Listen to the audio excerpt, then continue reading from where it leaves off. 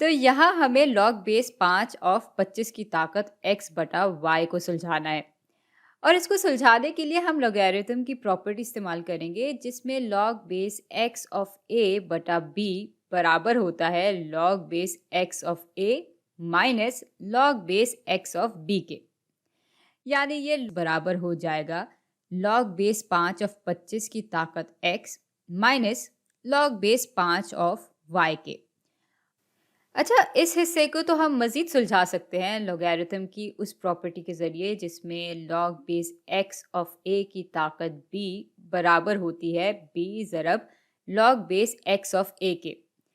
यानी इसमें हम ताकत को या एक्सपोनेंट को बाहर निकाल के इस बकाया चीज़ से ज़रब दे देते हैं।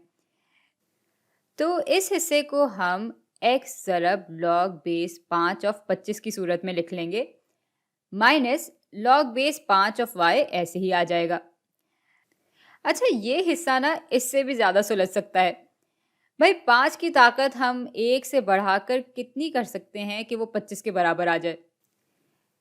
भाई जब 5 की ताकत 2 होती है तब हमारे पास 25 आ जाता है। यानी ये पूरी चीज़ बराबर हो जाएगी 2 के।